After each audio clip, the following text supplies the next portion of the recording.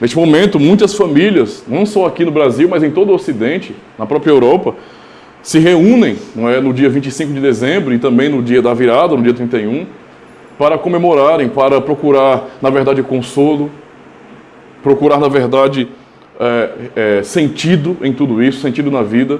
É um momento bastante peculiar, não é? E muito importante para a nossa cultura. É um momento onde as pessoas até buscam trégua. Você percebe que é um momento onde as pessoas têm um sentimento, não é, um pouco mais caridoso. E você percebe que em muitos ambientes, né, em muitos grupos, há doações, ajudas, há pessoas preocupadas com o Natal dos outros. Isso é uma coisa boa, na verdade. É uma coisa boa, uma coisa bonita. E isso invade esse período do ano.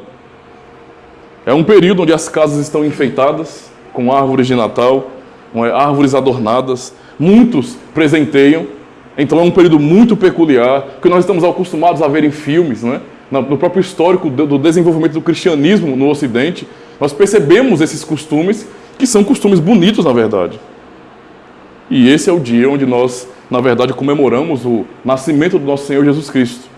Nós sabemos que ninguém sabe ao certo o dia do seu nascimento, não é? Nós não podemos achar um dia exato para quando Cristo nasceu neste mundo. Nós apenas sabemos que ele nasceu. E temos o relato da Escritura que nos mostra mais ou menos o período, não o dia, mas o período. Isso é bastante claro no texto que nós lemos. Não existe associação direta dos elementos, não é, das festas natalinas com o nascimento de Cristo. Isso é claro. Os elementos natalinos estão muito mais relacionados com o inverno em países gelados, em países que nevam. Então isso tem pouco a ver com a nossa cultura. Nossa cultura brasileira é uma cultura tropical, né?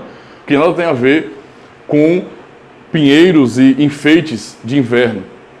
São as características que nós percebemos nas festas do Natal. Aqui não neva, não é? A própria comemoração, então, do Natal, na verdade, é uma transformação de uma festa anteriormente pagã, a Saturnália, comemorada no Antigo Império Romano, onde eles adoravam o deus Saturno, embora que naquele período da Saturnália havia também esse decreto, não é, imperial, de que as pessoas não deveriam brigar nesse período, mas deveriam estarem juntas, comungarem de alguma forma. Mesmo assim, era uma festa de idolatria, era uma festa de adoração a Saturno. Isso era bastante comum no Império Romano. E o Natal que nós conhecemos, essa data marcada, definida pela igreja, não é? Vejam isso, não é? Na verdade, foi uma data para substituir aquela antiga festa pagã. Então, no dia 25 de dezembro, era comemorada a Saturnália. A igreja, então, naquele processo de mudança da sociedade, de uma sociedade mais pagã para uma sociedade mais cristã, começou a trazer mudanças e tirar algo da sociedade que era ruim, na verdade. Várias festas pagãs foram terminadas naquele período e muitas foram substituídas.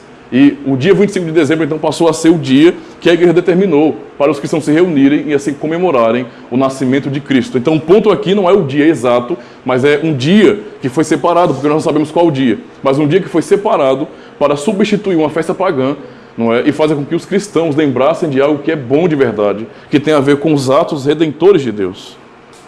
É isso mais ou menos o que explica um pouquinho o histórico, né, de como o Natal começou a ser comemorado no dia 25 de dezembro. Tal como, então, a Páscoa ou o Pentecoste, o Natal, não é, na verdade, é uma festa comemorativa de um ato redentivo de Deus. Um ato redentivo. Ou seja, refere-se ao ato do Senhor em demonstrar o cumprimento de suas promessas, em trazer salvação para o mundo. É isso que nós podemos observar. Tanto a Páscoa, não é, com a questão do cordeiro, que aqui no Ocidente substituíram por coelhos e ovos, não é? Ou seja, colocaram elementos que são bonitos, eu não estou negando que são bonitos. São até legais, mas tem um fundamento muito mais comercial do que com o significado da Páscoa, que é uma festa redentiva, que aponta para a obra de Deus em salvar a humanidade nesse sentido, o seu povo. A mesma coisa, o Pentecoste, ali também foi um ato redentivo do Senhor, quando ele cumpriu a promessa de derramamento do Espírito, para que a igreja de Cristo pregasse pelo mundo. São todos atos redentivos do Senhor Deus. Mas afinal de contas, irmãos, entendendo um pouquinho, de maneira bastante básica, sobre essa questão do Natal. Do que se trata o Natal, então? Não é? Se trata de Papai Noel, porque é isso que nós vemos bastante na nossa cultura. Se trata dos enfeites de Natal, ou dos presépios que as pessoas montam. Se trata de presentear, de adornar a casa com enfeites belos de Natal, para representar uma data do ano, um período específico. Do que se trata o Natal? Essa é uma pergunta importante para nós e nós temos que pensar como cristãos reformados devem tanto entender o Natal como aproveitar esse momento. Eu digo isso porque há muitos cristãos que não querem aproveitar esse momento, que simplesmente rejeitam por algum peso no coração, por ser uma festa comemorada já há muito tempo na história da igreja e então vista de maneira bastante clara na própria igreja de Roma. E alguns, quando pensam em catolicismo romano, têm medo, às vezes ficam um pouco cismados. Mas como nós, cristãos reformados, podemos enxergar o Natal e então comemorá-lo, e então aproveitar esse período? Então, o sermão dessa noite tem o seguinte tema: Natal, não é? Trata-se do Verbo que se fez carne. Esse é o ponto central do Natal. Não há nada além disso como verdade fundadora, como verdade essencial do Natal. Todos os enfeites, eles são bonitos, mas se nós colocarmos os olhos nos enfeites, vamos esquecer da verdade do Natal. A primeira parte do nosso sermão tem a ver justamente com a grande promessa do Natal. E nós vamos ler alguns textos da Palavra de Deus. O primeiro texto é o texto de Isaías, capítulo 7. Vamos acompanhar essa leitura, muito importante para nós. Isaías, capítulo 7. Nós vamos na sequência. Isaías, capítulo 7, Isaías, capítulo 9. Depois pularemos para o Evangelho de João.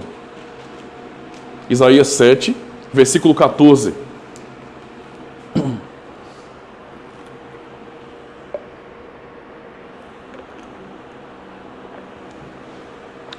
Diz assim a palavra do Senhor, Isaías 7,14. Portanto, o Senhor mesmo vos dará um sinal. Eis que a virgem conceberá e dará à luz um filho, e lhe chamará Emanuel. Capítulo 9 de Isaías agora, verso 6. Verso 6 e verso 7. Diz bem assim a palavra do Senhor, Isaías 9, 6. Porque um menino nos nasceu, um filho se nos deu, o governo está sobre os seus ombros, e o seu nome será Maravilhoso Conselheiro, Deus Forte, Pai da Eternidade, Príncipe da Paz. Para que se aumente o seu governo e venha a paz sem fim sobre o trono de Davi e sobre o seu reino, para o estabelecer e o firmar mediante o juízo e a justiça, desde agora e para sempre. O zelo do Senhor dos Exércitos fará isto. Seus irmãos bem lembram, não é? Foi isso que o anjo falou a Maria. Ele se assentaria no trono de Davi. Evangelho de João, capítulo 1 agora.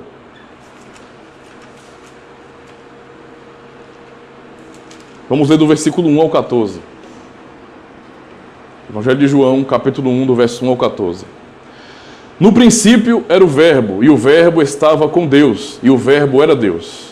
Ele estava no princípio com Deus. Todas as coisas foram feitas por intermédio dele, e, sem ele, nada do que foi feito se fez. A vida estava nele, e a vida era a luz dos homens. A luz resplandece nas trevas, e as trevas não prevaleceram contra ela. Houve um homem enviado por Deus, cujo nome era João.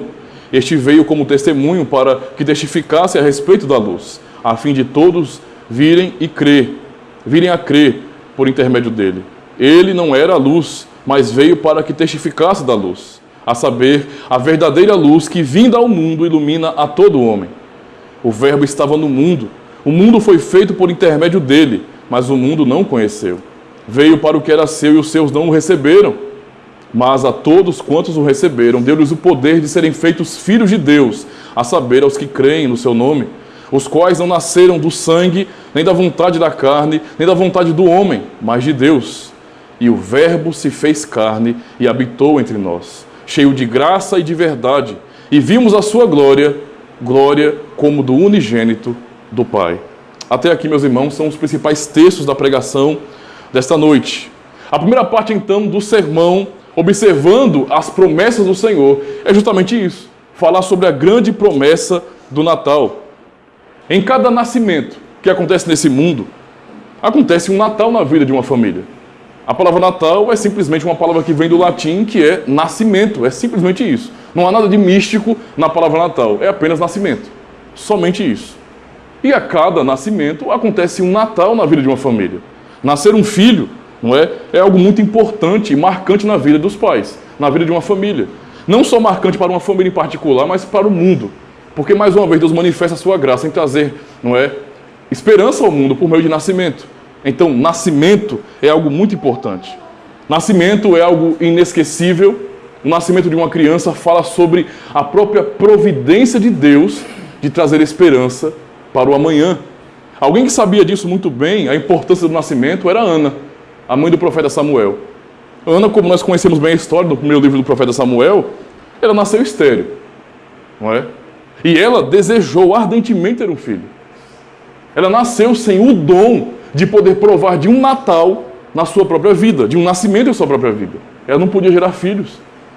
E para ela, não é naquele contexto principalmente, era algo terrível, era algo humilhante. Uma mulher que não podia ter filhos era uma mulher desesperançada. Uma mulher que não se via com valor. Justamente porque nascimento refere-se à esperança, à continuidade, à providência de Deus para o amanhã. Por isso, para ela era tão triste. Mas o Senhor, irmãos, atendeu a oração de Ana. Ele operou a sua providência, a sua vontade, e o fez, levando Ana às lágrimas. Levou Ana, não é? Conduziu Ana a um choro sincero, pedindo a Deus por sua misericórdia que Ele concedesse um filho. E o Senhor, por sua bondade, segundo a sua providência, concedeu o filho. E ela pôde sentir na sua própria vida, não é, a grande importância. Ela teve um Natal milagroso em sua vida. Um Natal esperançoso. Um filho nasceu, que veio por meio de milagre. E não somente um milagre ali presente, mas ela teve o filho que foi um dos maiores homens na história da redenção, o profeta Samuel. Um homem fiel, o qual Deus usou tanto para ordenar, consagrar Saul, como para deportá-lo. Para depô-lo do seu cargo. Para dizer que Deus não se agrada dele, não se agradava dele, como também o homem que Deus usou para ordenar Davi como rei de Israel. Foi um homem de fato muito usado, muito fiel ao Senhor. E a própria Ana, não é, fez o seu próprio hino de Natal, no capítulo 2 do primeiro livro de Samuel, aquela canção, aquela oração maravilhosa dela, exaltando a soberania de Deus, reconhecendo que o Senhor é quem faz tudo. É uma canção de Natal. Ela pôde ali exaltar a Deus, porque o Senhor fez com que a estéril tivesse filhos, não é? E isso de fato mostra esse grande milagre da soberania de Deus. Porém, o Natal que hoje nós comemoramos não é um Natal apenas local, não refere-se apenas a uma família em particular. Toda família tem isso, não é? O mundo está ainda crescendo com filhos, mas esse Natal que a igreja comemora refere-se a toda a igreja, a todo o povo de Deus. A graça de Deus manifestada no mundo pelo envio do seu Filho unigênito, como nós já lemos nos textos bíblicos. Esse Natal foi a promessa que o Senhor fez desde o começo do mundo. Então, existe uma grande promessa do Natal, que foi cumprida. E nós podemos observar a grande promessa em Gênesis capítulo 3, versículo 15, quando nós lemos: porém, inimizade entre ti e a mulher, entre a tua descendência e o seu descendente, este te ferirá a cabeça e tu lhe ferirás o calcanhar. A promessa de salvação para a humanidade que Deus deu a Adão e Eva, que pecaram, não é? Foi justamente um Natal. Por meio de um nascimento, a humanidade, o povo que eu escolhi, será redimido. A esperança virá por meio de um nascimento. Daí nós podemos entender a importância que tinha o nascimento, principalmente na nação de Israel. Principalmente nas famílias da aliança desde o início. Havia uma expectativa realmente muito piedosa, não é? Quando uma mulher estava grávida. Não é? Quem será que vai nascer agora? Será aquele que Deus prometeu? Será que agora nós teremos esse nascimento glorioso e milagroso do Senhor para nos salvar, para nos redimir, para nos reconciliar, porque fomos expulsos da presença de Deus? Estamos fora do Éden. Nós crescemos fora do Éden, nossos filhos nascem e crescem fora do Éden.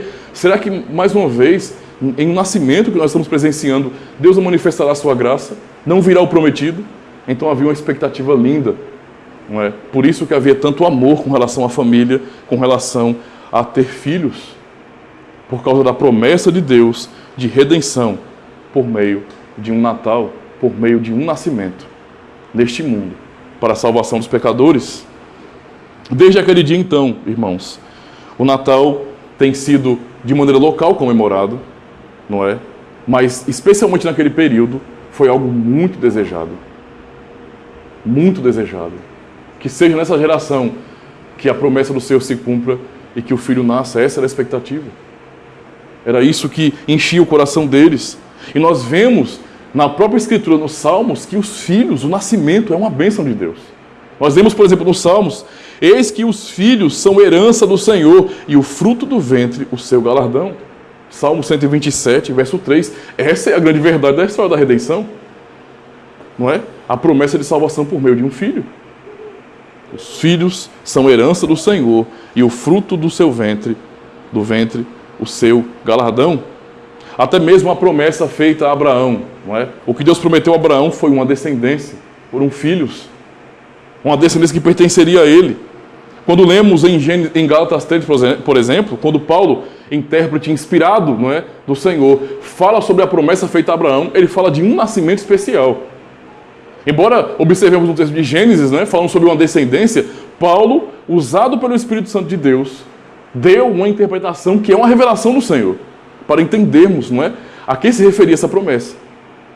A um nascimento muito especial. E ele diz em Gálatas 3, verso 16, ora, as promessas foram feitas a Abraão e ao seu descendente. Não dize aos seus descendentes como se falasse de muitos, porém, como de um só, e ao seu descendente, que é Cristo.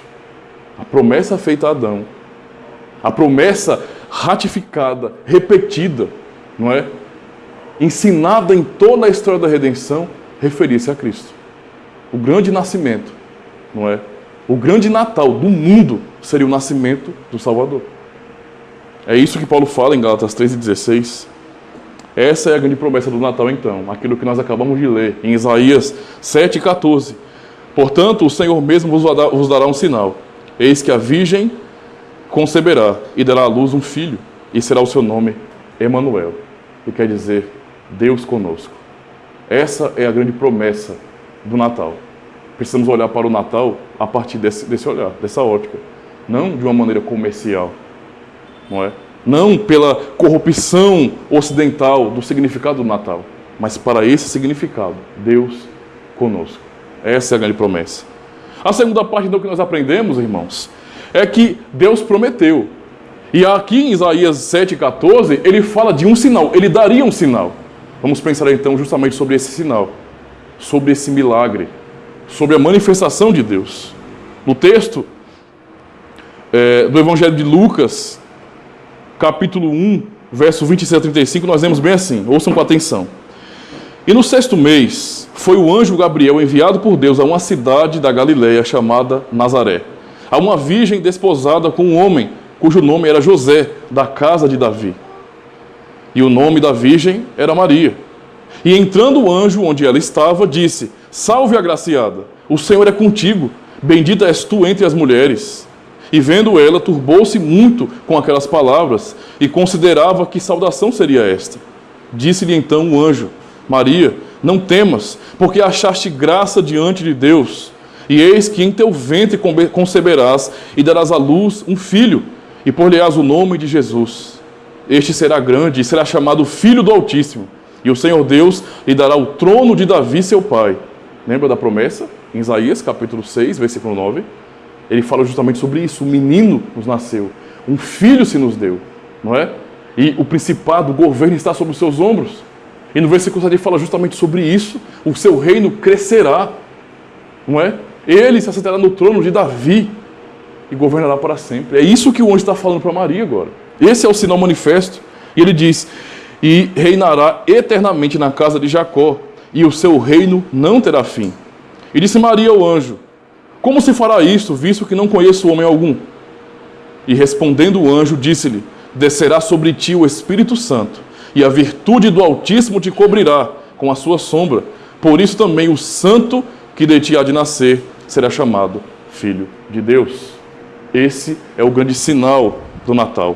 O Senhor enviou então um anjo para dar o aviso de que aquela promessa feita em Isaías, que já era repetida, na verdade, mas que tinha sido feita desde o começo do mundo, aos pecadores, aos eleitos de Deus, ao seu povo, iria se cumprir.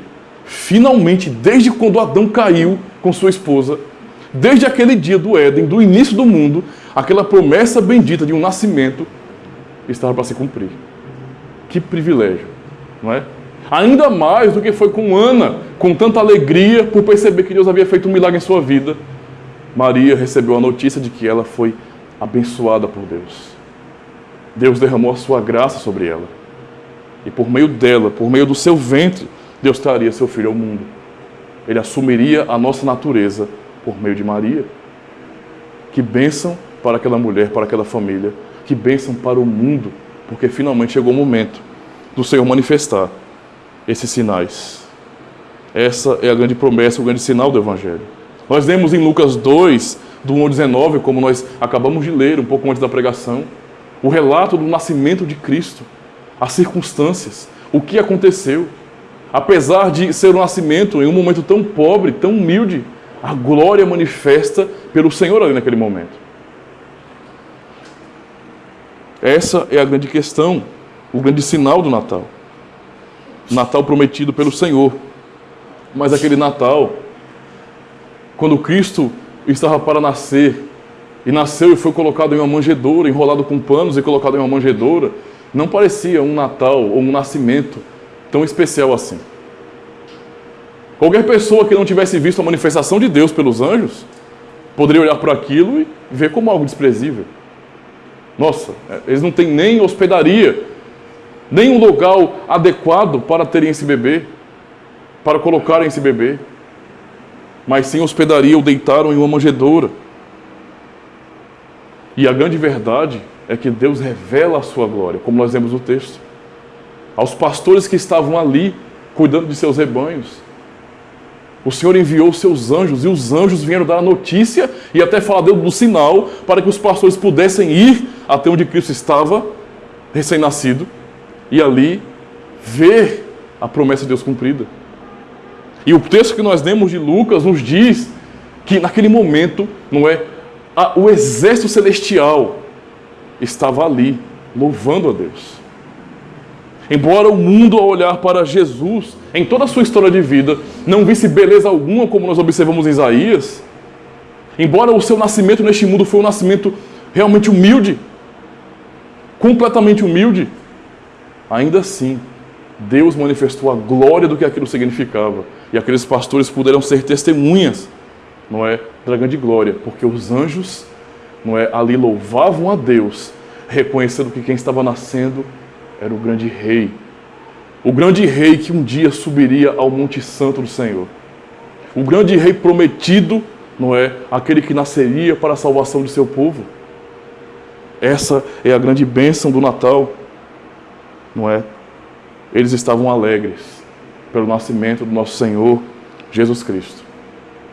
Às vezes, quando nós olhamos para o período do Natal, é de entristecer. Quando observamos que no Ocidente, onde o cristianismo se desenvolveu mais, cresceu mais, influenciou a própria sociedade, formou o Ocidente, digamos assim, as pessoas tenham se desviado tanto disso.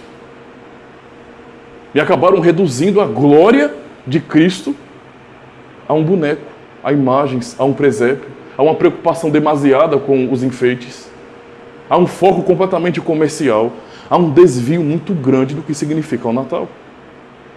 Isso é triste porque Deus manifesta a sua glória ali para aqueles pastores, mostrando a importância daquele nascimento, mostrando que bênção é esse Natal. O milagre do Natal, então, irmãos, em nosso mundo, tem sido cada vez mais escondido em um monte de entulhos de idolatria. As pessoas estão acostumadas, como eu já citei, como é no período da Páscoa, e até no Pentecoste, que as pessoas acabam usando o nome Pentecostes para fundar pensamentos pentecostais e dar ênfase a uma manifestação, esquecendo da glória do ato redentivo de Deus em revestir a sua igreja e dizer: pregue o Evangelho para cumprimento das promessas feitas no passado. Se esquecem disso. Como pegam toda a glória da Páscoa, onde Deus nos ensina que Cristo é o Cordeiro Pascal, que nós podemos lembrar do que Deus prometeu no passado e como Ele foi fiel, a grande libertação do povo, que nós hoje comemoramos com a ceia. As pessoas simplesmente pegam isso, que poderia ser de fato algo usado para a glória de Deus, para aproveitar e pregar o Evangelho e falar de Cristo, e dão ênfase a coelho. Se você for perguntar para as crianças, vai para uma escola e pergunta para as crianças sobre a Páscoa, elas vão pensar no quê? Em chocolate, em ovo de Páscoa, em coelhos. Os enfeites da escola são coelhos e ovos. Quase não se fala sobre Cristo e sua morte, seu sacrifício. A mesma coisa triste acontece com o Natal do mesmo jeito. Quando você fala de Natal, você pensa, é automático. Falou em Natal, falou em Papai Noel. É isso que acontece, irmãos. Percebe? Esses enfeites são pecado? Não. Isso em si é uma idolatria? É claro que não. A idolatria está aqui. Nós podemos transformar uma cadeira num Deus, um celular num Deus, a nossa diversão em Deus, nossos filhos ou esposa em Deus. Nós podemos chamar tudo nesse sentido, não é? De Deus para nós. A idolatria é o nosso pecado. É um pecado que está no coração do homem. Mas essa idolatria muitas vezes está sendo manifestada na ênfase que se dá a coisas que são apenas enfeites. Como é que pode pessoas amarem tanto os enfeites e esquecerem do milagre do Natal? Isso é que é triste. Há algum problema de usarmos enfeites? Nenhum. Mas quando você vai para a casa de alguém, de algum parente seu, de algum conhecido, ou vai para as escolas, o que você vê é isso. Fale sobre o Natal, o significado do Natal. Papai Noel, não é? Presentes, adornos, prende-se, não é, aquilo que é externo, e por isso não enxergam a glória de Cristo. Por isso não veem o verdadeiro sentido do Natal, o que Deus nos ensina com o Natal e a grande oportunidade que o Senhor nos dá para anunciarmos esse milagre. Isso é que é triste. Por isso nós somos exortados a olhar para o Natal de uma maneira diferente, reformar o nosso pensamento sobre o Natal, não ficarmos, às vezes, rejeitando, mas reconhecendo o que Deus nos ensina nesse período, para relembrarmos e para aproveitar nesse sentido, para anunciar para o mundo e gritar para o mundo ouvir: o Verbo se fez carne. O Verbo se fez carne e habitou entre nós. E vimos a sua glória, glória como a do unigênito do Pai. É isso que significa o Natal. É sobre isso que o Natal fala. Essa é a grande promessa, o grande milagre de Deus. E nada é mais importante do que isso. Então, o que deve estar gravado no nosso coração, no coração de nossos filhos, o que deve ser pregado por nós, incentivado por nós, igreja, é a verdade que o Verbo se fez carne. E que o resto não passa de enfeite. É como uma cortina bonita que você bota na sua casa. É como um vaso de flores que você bota na sua mesa. São apenas enfeites. Nada além disso. O valor não está naquelas coisas. E é sobre isso que o Natal nos ensina, irmãos. O verdadeiro presente é Cristo. E por que esse Natal é tão especial para nós? Hoje, as pessoas falam até, porque querendo ou não, talvez aqui no Nordeste, né, no sertão, não seja tão forte essa cultura. Eu dividia com minha família essa semana que, onde eu fui criado, um pouco mais para o sul, né, para o lado sul do Brasil, há uma cultura um pouco mais forte sobre o Natal. Muito mais forte. Né? Aqui o pessoal tem muito mais ênfase, talvez no período do São João, uma festa cultural daqui, mas lá o pessoal tem muito mais ênfase também do Natal. E nós tínhamos o costume de cear, não é? Fazer ceias. Então eu lembro disso aí muito bem. E havia, não é? E no mundo nós sabemos, no mundo ocidental há um certo sentimento, um certo pensamento diferente, peculiar neste momento. E alguns falam sobre o espírito do Natal. E aí nós perguntamos: que espírito é esse? Na verdade, esse espírito que as pessoas falam é apenas a tradição enraizada no coração delas. Porque isso foi determinado desde o início da era cristã. Não é? No 4º século da era cristã, a partir dali, quando a igreja começou a crescer na Europa, vamos dizer assim, e dominar, e influenciar, e mudar a cultura em muitos aspectos, é que essa tradição foi estabelecida. Então o espírito, aquilo que eles chamam de espírito do Natal, na verdade é apenas uma tradição de muito tempo, que está bastante enraizada. Por isso, não é, como uma memória, não que nós temos comum, quase que biológica, nós estamos bem acostumados. Chegou nesse período, parece que as coisas mudam um pouco, não é? Só que isso é apenas tradição. Quando nós falamos de Espírito, o único Espírito que importa é o Espírito Santo de Deus. Esse é o Espírito que dá sentido a tudo. Esse é o Espírito que dá vida a tudo. E foi justamente pela obra desse Espírito Santo, como nós acabamos de confessar no Credo Apostólico, que Cristo veio a este mundo. Não é? Pela obra. Nós observamos em Lucas 1:35, quando Maria pergunta para o anjo: ora, como eu vou ter um filho? Eu não conheci homem nenhum.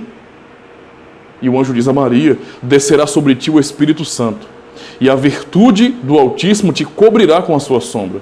Por isso também o santo que de ti há de nascer será chamado Filho de Deus. Quer saber o que é o Espírito?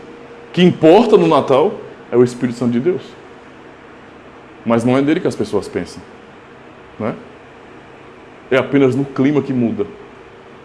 Percebe como nós podemos observar algo que pode ser aproveitado, mas que as pessoas corrompem, alteram seu significado e tornam em algo idólatra, vazio, que não é aproveitado para nada de bom realmente.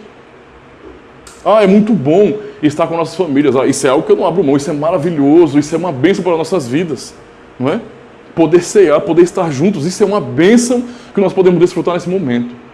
Mas o foco deve ser Cristo. O foco deve ser esse sinal maravilhoso do Senhor, de que o Verbo se fez carne. A igreja de Cristo precisa gritar essa verdade. Esse é o grande milagre do Natal, e não as questões secundárias, como os enfeites. Nós temos que, de fato, procurar, com o poder do Evangelho, redimir as coisas. Foi muito bom que no passado a influência da igreja, não é, tenha alterado uma festa mundana e várias festas mundanas, pagãs, e transformado aquelas festas em festas cristãs, tirando os elementos pagãos e os princípios pagãos e colocado objetivos cristãos. Isso não foi uma coisa ruim, porque isso ajudou o cristianismo a se difundir pelo Oriente, pelo Ocidente, aliás, pela Europa, até chegar aqui. Por isso que nós percebemos que onde há cultura cristã, há comemorações assim, porque são coisas boas. Mas nós não podemos nos deixar ser levados justamente por um espírito de empreendedorismo nesse período. Nós compramos, é claro, todo mundo compra, isso movimenta o comércio, sempre, mas não é esse o foco. E nós podemos aproveitar isso de maneira que glorifica a Deus. Devemos anunciar que a luz de Deus veio ao mundo. Falemos então, não é, para constranger mesmo. Devemos constranger pela verdade do Evangelho. Nós temos hoje a oportunidade de anunciar o grande milagre do Natal e não podemos nos omitir. Nós podemos simplesmente fechar a nossa boca, nos esconder e rejeitar tudo o que é da cultura e agir como se nós não estivéssemos participando da cultura, ou então usar a sabedoria que o Senhor nos dá e reconhecer que Ele nos colocou neste mundo, não é, para reter o mal como igreja, para lutar contra a maldade e para influenciar a cultura, para brilhar e ser luz. Nós podemos ser isso. E o nosso chamado como cristão é para isso mesmo. É para brilhar e fazer a diferença. Então nós temos uma oportunidade, irmãos, não é? Não de dar ênfase ao boneco confeccionado, que é uma muleta para substituir o Cristo vivo. As pessoas estão ali admirando o presépio. De fato, é uma arte muito bonita. Quando eu era pequeno, né, eu fui criado como católico romano, eu era presepeiro. Eu fazia os presépios em casa. Então as pessoas voltam a sua atenção para aquilo, não é? Tudo bem, uma manifestação cultural. Mas muitos odeiam o Cristo vivo, aquele que ressuscitou e está à destra de Deus Pai Todo-Poderoso. E usam o boneco como uma muleta, como uma enganação. Como as pessoas pervertem o sentido das coisas. Digamos então com ousadia, Cristo nasceu, mas Ele não apenas nasceu, Ele cresceu e Ele foi obediente até a morte e morte de cruz. O nascimento, o Natal, foi para um propósito, não para que o nascimento fosse um fim em si mesmo. Nós lembramos do Natal de maneira esperançosa, sabendo que Cristo cresceu, não é? Que amou a vontade do Pai e obedeceu até o fim, até a morte de cruz. Essa é a grande verdade. O Natal tem esse propósito, afinal de contas, a promessa de Deus de um nascimento foi para a salvação. Foi para a salvação. E a salvação não foi completa por uma criança. Ela iniciou com uma criança. Ela iniciou no dia que Cristo nasceu neste mundo, mas Ele cresceu para então consumar a obra de salvação, pagando o preço dos nossos pecados, nos substituindo na cruz. E o Natal então nos fala dessa grande esperança, uma grande esperança com esse Natal que Deus prometeu e cumpriu no mundo e em nossas vidas. Essa é a grande esperança que nós temos. E é isso que Simeão testifica no Evangelho de Lucas. É muito detalhista, né, o Evangelho de Lucas, em falar sobre coisas acerca do que estava acontecendo ali naquele contexto. E como Cristo ali não é, já foi visto por um homem de Deus. Essa é a salvação do Senhor. Nós lemos no Evangelho de Lucas, irmãos, no capítulo 2, verso 25 ao 32, ouçam com atenção. Havia em Jerusalém um homem cujo nome era Simeão, e este homem era justo e temente a Deus, esperando a consolação de Israel. Ou seja, esse aqui esperava a grande promessa. Ele esperava o cumprimento do que Deus havia dito no passado. Ele não estava desanimado, apesar da quantidade de anos, do começo do mundo até aqui, mas ele esperava essa promessa. Ele esperava esse bendito Natal. Ele fala bem assim, e o texto fala bem assim, esperando ele a consolação de Israel, e o Espírito Santo estava sobre ele. E fora-lhe revelado pelo Espírito Santo que ele não morreria antes de ter visto o Cristo do Senhor. E pelo Espírito foi ao templo. E quando os pais trouxeram o menino Jesus para com ele procederem segundo a lei, não é, apresentar o menino, circuncidar, aquilo que era ordenado na lei, quando eles foram levar o menino ao templo, ele então o tomou em seus braços. E louvando a Deus, e disse: agora, Senhor, despede em paz o teu servo, segundo a tua palavra, pois já os meus olhos viram a tua salvação, a qual tu preparaste perante a face de todos os povos, luz para iluminar as nações e para a glória do teu povo Israel. Aquele homem, não é? Aquele homem velho que aguardava ansiosamente por essa promessa, pelo glorioso Natal prometido por Deus, tomou Cristo, ainda criança, em suas mãos, ainda um bebê em suas mãos. E quando tomou Cristo em suas mãos, ele mesmo disse, não é? Os meus olhos viram a tua salvação. Viram a tua salvação, luz para as nações, luz para os gentios. Finalmente aquele prometido por meio de quem todas as famílias da terra seriam benditas pela promessa feita a Abraão. Para a glória do teu povo Israel. Finalmente a promessa feita a Abraão e a todos os patriarcas estava sendo cumprida, e Simeão tomou Cristo em seus braços e reconheceu que ali estava a salvação.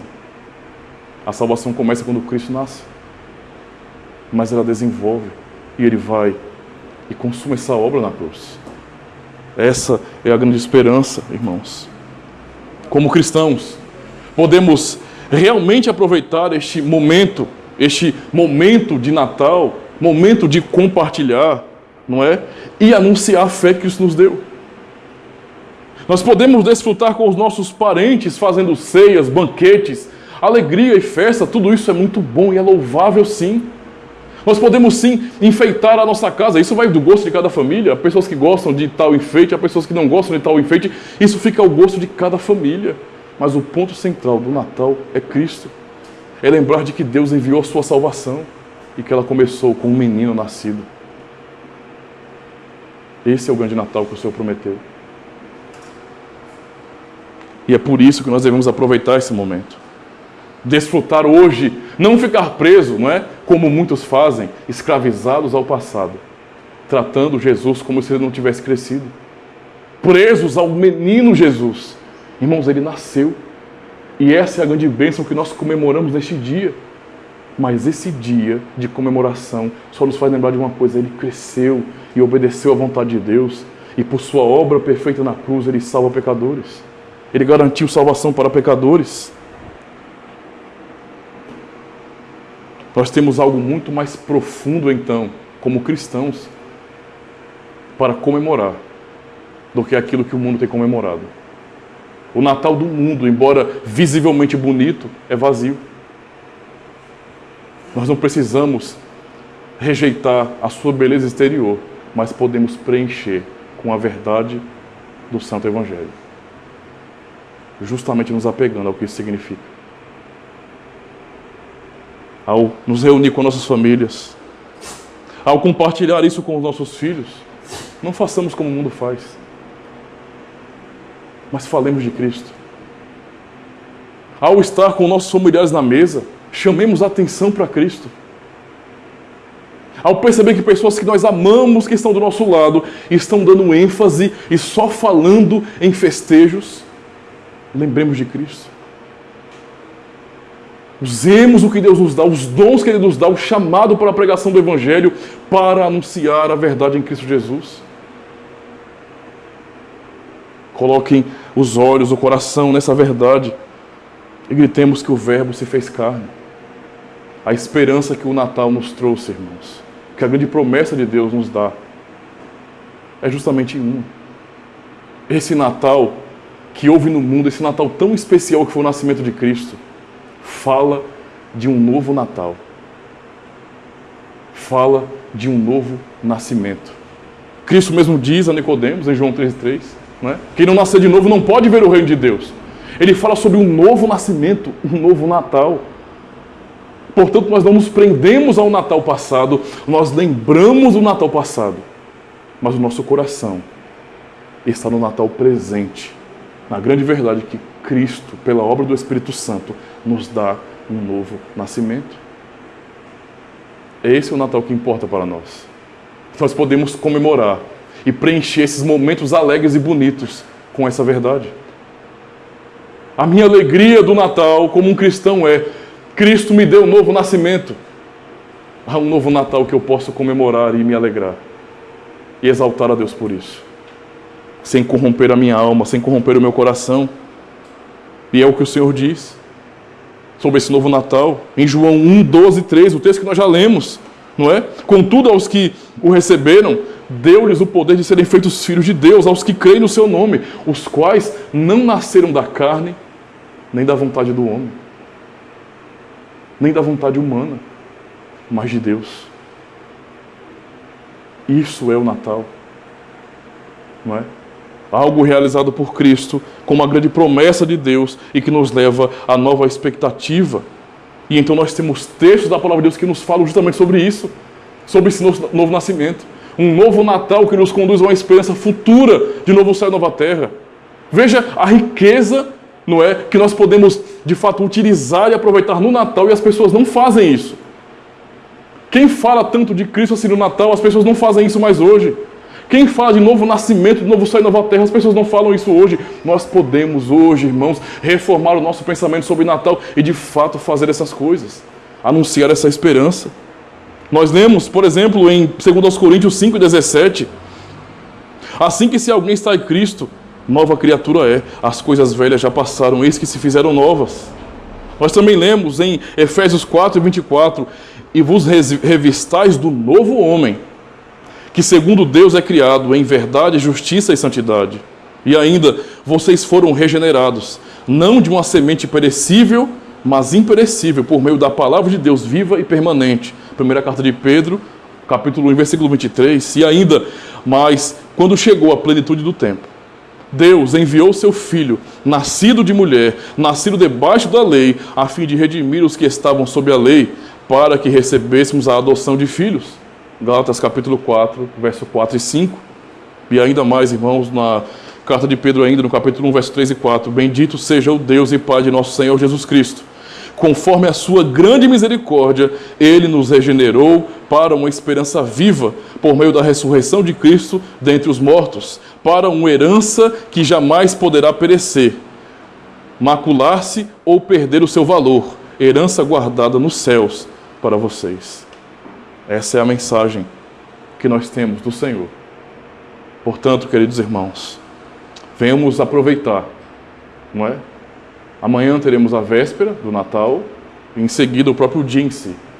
O dia que foi determinado para a comemoração desse acontecimento histórico gracioso. Aproveitemos então esse momento, não é? Se estivermos com familiares, não nos calemos. Chamemos a atenção para Cristo. Vamos compartilhar isso com a nossa família. Vamos falar sobre Cristo. Vamos fazer com que na hora do Natal, não é? Apesar de estar tudo muito bem bonitinho, muito organizado, muito bem adornado, os olhos nossos não estejam nessas coisas. São apenas enfeites. Mas estejam unicamente no nosso Salvador Jesus Cristo. Na grande bênção de que o Verbo se fez carne e habitou entre nós. Essa é a grande bênção que o Senhor nos dá. Devemos aproveitar para glorificar a Deus nesse período, irmãos. Amém.